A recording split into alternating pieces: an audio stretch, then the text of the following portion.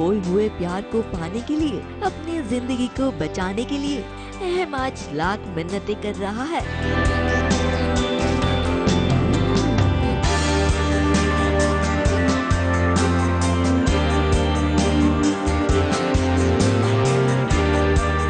सावित्री की तरह ही वो कड़ा तप कर रहा है, अपनी गोपी की सांसी भगवान से मांग रहा है।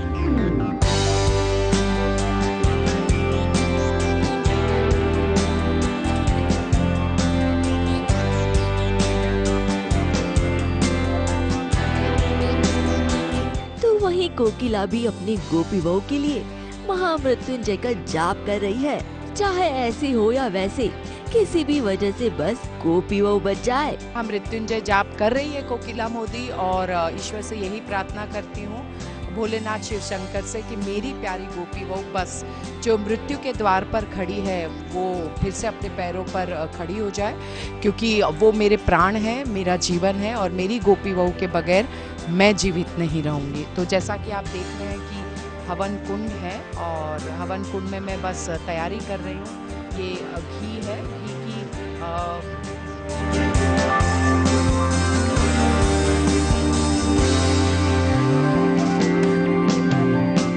धागा चढ़ाया, नहीं धागा बांधा पेड़ को, सिंदूर चढ़ाया, जल चढ़ाया, चावल, हल्दी। हाँ, वो उसकी कथा सुनी मैडम जो इंग्लिश में लिख के बैठी थी, परिधि जी, पूरी हिंदी में कथा पूरी इंग्लिश में लिखवाई उसने, वही भूल गई बीच बीच में। वो सुनी तो मैं सो रहा बीच में, तो 2 बार तो आग भी लग गई थी मेरी। तो जब कथा पूरी करी तो बोलेगी जीजू पूरी हो गई, तो वहाँ चलो वो भी ठीक है।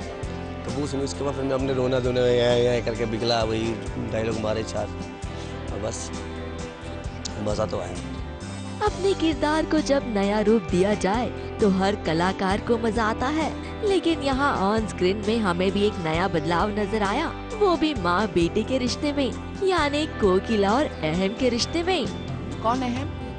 जब अहम मेरी गोपी बहू से कोई रिश्ता नहीं रखना चाहता है, और उसने 10 साल के पश्चात जब गोपी बहू वापस लौट कर आई तो उसने गोपी बहू को पत्नी के रूप में न सम्मान दिया, न वो दर्जा दिया।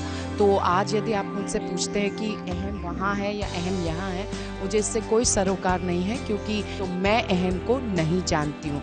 और आज से मैंने ये प्रण लिया है कि गोपी बहू मेरी बहू नहीं, पर अब वो मात्र मेरी बेटी है। अब कोकिला ने गोपी को बेटी मान ही लिया है, तो ये बेटी ही है जो फिर से इस माँ बेटी को करीब ले आएगी, क्योंकि अहम की सच्चे दिल की अरदास भगवान अनसुना कैसे कर सकते हैं भला।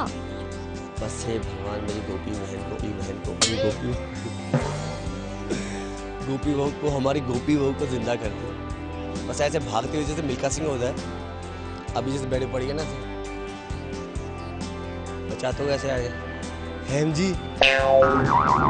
अहम, आपको पता है कृष्ण भगवान आपके परिवार के लिए हमेशा तत्पर खड़े रहते हैं, आपकी हर कही अनकही को सुन लेते हैं। और देखिए ना, यहाँ भी उन्होंने आपकी मिन्नतें सुन ही ली है।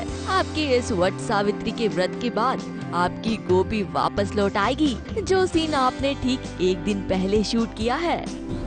अनबिलीवेबल, इनका पल्स फिर से शुरू हो गया, पंपिंग फिर से शुरू करो। तो फिलहाल के लिए इस तपती धूप में अपने इस तप को एंजॉय कीजिए।